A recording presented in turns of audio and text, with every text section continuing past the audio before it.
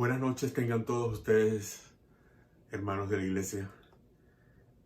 Para mí es precioso poder estar frente a ustedes esta noche, aunque sea a través de la tecnología, esperando con deseo impaciente el poder vernos nuevamente reunidos en nuestro local.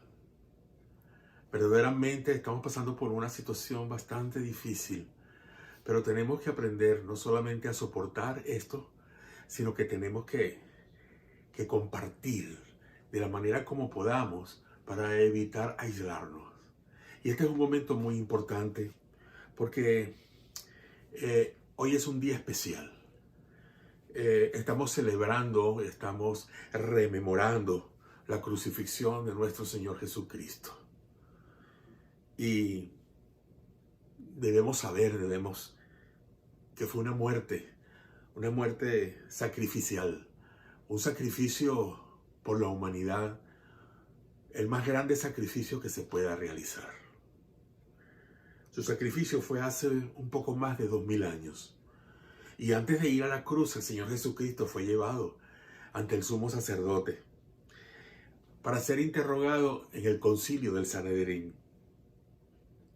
En esa oportunidad, cuando estaba allí atado de mano, lo abofetearon. En esa oportunidad, lo escupieron. Recibió puños en sus ojos.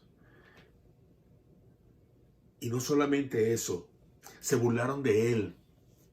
Y lo vendaron para cuando le daban golpes y le preguntaban, adivina quién te golpeó si eres profeta. Y todas estas burlas fueron justamente porque él iba a la cruz para ser sacrificado por nosotros.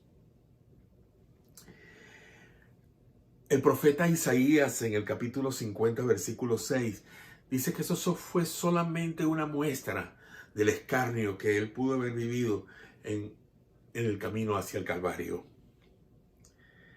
Y todo fue por una respuesta que él le dio al sumo sacerdote en Mateo 14, 62, que dice, yo soy, y ustedes verán al Hijo del Hombre sentado a la derecha del Poderoso y venir en las nubes del cielo.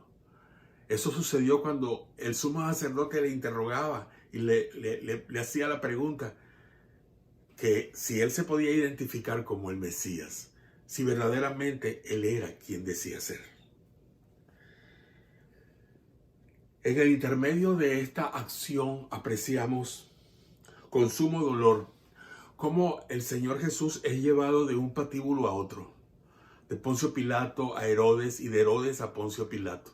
Ninguno de los dos encontró nada que pudiera culparlo para poderlo llevar hacia la cruz. No había causa para sentenciarlo. Pero a Poncio Pilato se le ocurrió que si lo azotaba con el famoso látigo romano de una forma cruel, podía hacer que se olvidara todo el mundo de lo de la muerte y le dejarían libre y estarían satisfechos simplemente por el azotamiento. Pero resulta que el azotamiento no era parte del proceso de la crucifixión. Y aunque la multitud pudo haber quedado satisfecha, el sumo sacerdote no dejó que la multitud lo perdonara. Y tuvo Pilato que cambiarlo por un delincuente. Ese día iban a crucificar a 3 delincuentes y había la oportunidad de que si había un cuarto sacrificio, como eran solo 3, podía haber un cambio y dejar a uno de esos 4 libres. Y bueno, le tocó a Barrabás la suerte y fue liberado, y Jesucristo tomó su lugar para morir ese día en el Calvario. La muerte de Jesús fue un sacrificio completo y todo se llevó a cabo para cumplir con la promesa de tu salvación por toda la eternidad. Esta noche de este viernes yo quiero compartir con ustedes algunos aspectos resaltantes de estos hechos que realmente deben tocar nuestras vidas. Yo voy a compartir con ustedes sobre una corona, sobre unos clavos, sobre el flagelo del látigo, sobre el abandono y la muerte. Y así que prestemos atención para poder atender y saber exactamente las razones de todo esto para que nosotros glorifiquemos al Salvador. En primer lugar, yo voy a hablar de la burla de una corona. En el versículo 16 y 17 del capítulo 15 de Marcos dice: los soldados lo llevaron al interior del atrio, es decir, al pretorio, y llamaron a toda la compañía. Lo vistieron de púrpura, le colocaron una corona tejida de espinas. El símbolo de las espinas, amados hermanos, es perversidad. El símbolo de las espinas es escarnio, es dolor, es castigo. Las espinas en la sien de Jesús son el fruto de nuestro pecado. Son el fruto de nuestros pecados. Fue como herirlo directamente en su corazón. Pero el pecado no lo sufrió él porque él no lo hizo, no lo cometió. Mejor dicho, sí lo sufrió, pero no lo cometió, lo cometimos nosotros. Y él tuvo que sufrir la vergüenza, el miedo, la deshonra, el desaliento, la ansiedad que nosotros deberíamos sufrir. Él la sufrió. Esa es la zarza que atrapó nuestros corazones, el pecado. En el pecado se vive, en el pecado si se muere, eternamente está perdido. Jesús no experimentó el pecado, como dije hace un momento, pero nosotros sí. Angustia, él nunca se turbó, nosotros sí nos turbamos. Culpa, él nunca fue culpable de nada, nosotros sí hemos sido culpables. Miedo, él nunca lo experimentó, ni siquiera en Getsemaní, él no sintió miedo. Él no sintió miedo en el jardín de Getsemaní. Su preocupación no era morir en la cruz, su preocupación era morir antes de llegar a la cruz del Calvario. Pero cuando emitió las palabras, Dios mío, ¿por qué me has desamparado? Fue porque nuestro pecado, nuestro desprecio, nuestra desobediencia, como espinas, atravesaron su propio corazón. Él sintió nuestro miedo, él sintió, como dije, nuestra ansiedad, él sintió, como le dije a ustedes, nuestra culpa. Esas no eran las palabras de un santo. No, esas palabras, esas frases que acabo de mencionar, solamente se pueden atribuir a una persona pecadora. Aquel Hijo de Dios cambió su corona en los cielos. Cambió aquella corona que tenía en los cielos por una corona tejida de espinas, una corona terrenal. Y lo hizo solo por ti y por mí. ¿Qué harás tú para responder ante ese gesto? ¿Qué harás tú para responder ante el dolor que Cristo vivió? ¿Qué harás? Miren, Jesús se expuso a la burla de una corona, pero también, en segundo lugar, al suplicio de un azote. Marcos 15:15 dice: Pilato optó por complacer al pueblo y puso en libertad a Barrabás, y luego mandó a que azotaran a Jesús y lo entregó para que lo crucificaran. Pilato mandó azotar a Jesús. Cada azote dejó en su cuerpo una llaga de dolor porque fue el azote más cruel que pudo haber sufrido. Era un azote mortal. ¿Y por qué? Por la enfermedad que tenemos todos y cada uno de nosotros. A veces pensamos en este virus que está invadiendo al mundo, donde hay cálculos hasta exagerados que dicen que un 70 o un 80% de personas podrían llegar a sufrir el coronavirus en esta época. Pero ni siquiera eso se iguala al pecado que mora en el corazón del hombre y que necesita de un sacrificio vital, de un gran sacrificio como el sacrificio de Jesucristo. Jesús se expuso, sí, como dije, al flagelo del látigo, a la corona por el pecado. Y no permitas, hermano, amigo, no permitas que el pecado haga que desprecies a Jesús. Nunca. Que apartes tu mirada de Él. Que no te importe ese gran sacrificio. La burla de una corona fue parte del suplicio del Señor Jesucristo en el camino hacia el Calvario. El suplicio de un azote fue otra de las situaciones que tuvo que vivir el Señor Jesús. Pero quiero ahora hablar en tercer lugar de que en su cuerpo incrustaron 3 clavos, y estos 3 clavos hablan de ti. En Marcos capítulo 15, versículo 24, dice: después de crucificarlo, se repartieron sus vestidos, los sortearon para ver qué le tocara a cada uno de ellos. Cuando los crucificaron eran las 9 de la mañana.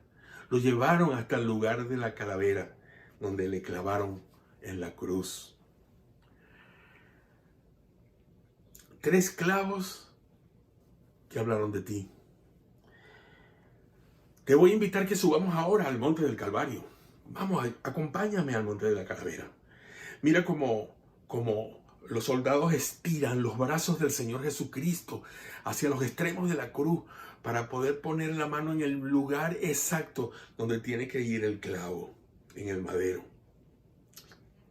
Un soldado con sus rodillas, con sus propias piernas, detiene el brazo para que no lo mueva, para que no lo saque del sitio. Y martilla sobre las mismas manos que acariciaron a los niños. Martilla y martilla sobre esas manos que dieron de comer a los hambrientos, que sostuvieron a Pedro en el mar, que abrazaron, que sanaron, que enseñaron. Las manos que calmaron la tempestad, las manos que resucitaron a los muertos. Sobre sus pies, que deambularon por los caminos polvorientos de Galilea, que anduvieron en el templo de Jerusalén. Aquellos que aquella mujer pecadora en Lucas regó con sus lágrimas y secó con sus cabellos, también atravesaron uno de los clavos. 3 clavos. Uno en cada mano y uno en los pies. Y ante el dolor, Él no puso resistencia, porque nos amaba, por ese amor grande. Esa fue su única razón. Pues en cada golpe del martillo, Él vio tu rostro. En cada golpe del martillo, Él leyó tu nombre, miró tu pecado, una larga lista de pecados. Vio tus concupiscencias, tus mentiras, tus momentos de avaricia, tus años de perdición, tus malas decisiones, tus malas actitudes. Y también los míos. Y yo estoy dentro de todo eso. Allí, Él vio la lista completa. Él sabía que el precio de esos pecados era la muerte. Y por eso tomó nuestro lugar. Él solamente aspiraba, quería pasar a la eternidad contigo. Que tú no te fueras a la eternidad sin Él. Y allí lo levantaron, desnudo. Estaba ahí su madre. Lo hicieron avergonzar ante sus seres amados, ante la muchedumbre que lo siguió, que comió de su mano, que se alimentó con su palabra. Lo habían despojado de su ropa para que en lo alto de esa cruz se vistiera con el ropaje de la indignidad del pecado.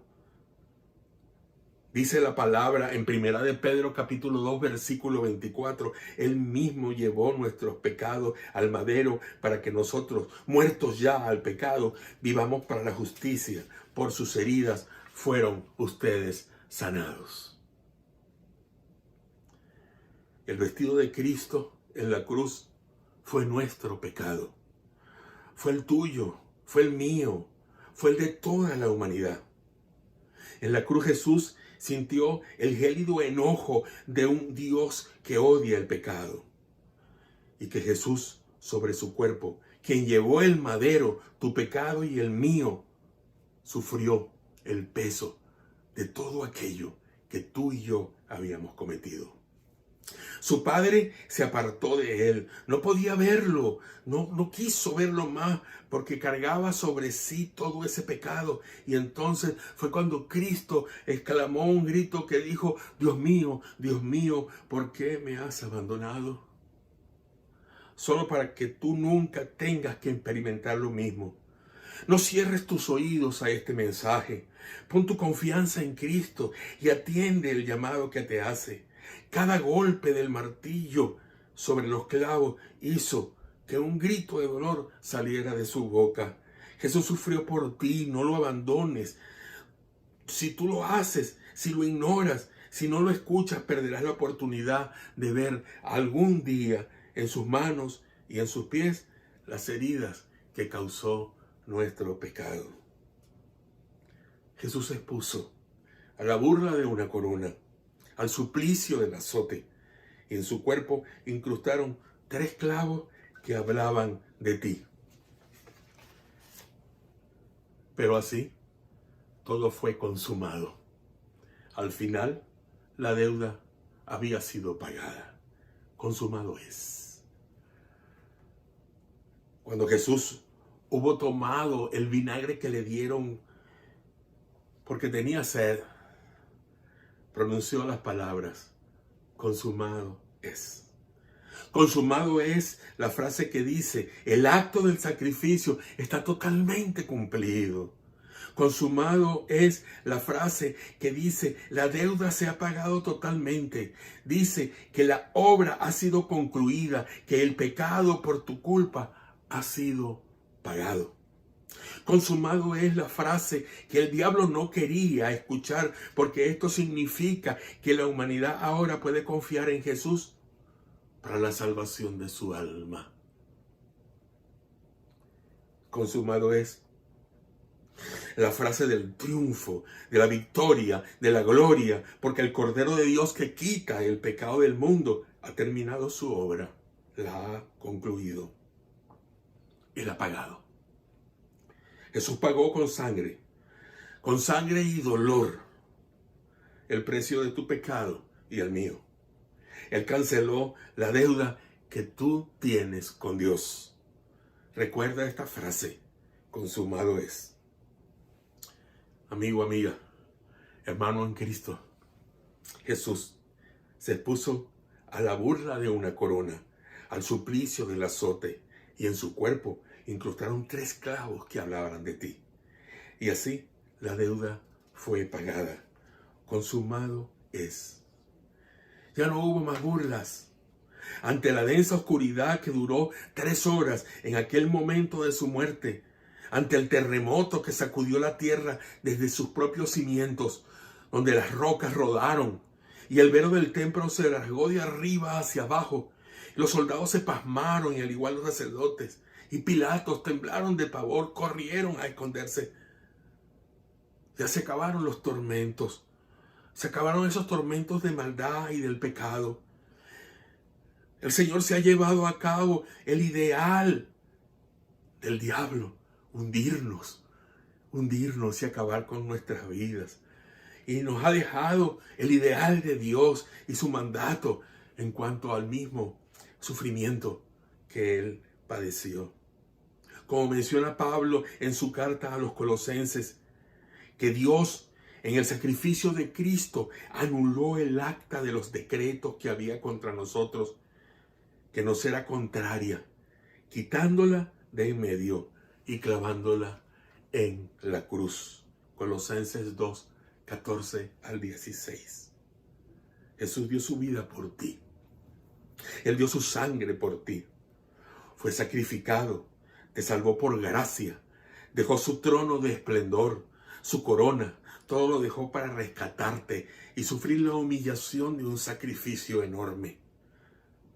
Él sufrió reproches, sufrió aflicción, bebió la copa amarga de la ira, y todo para traerte el don de la salvación, el don del sacrificio que dio por ti, el don del amor del Padre.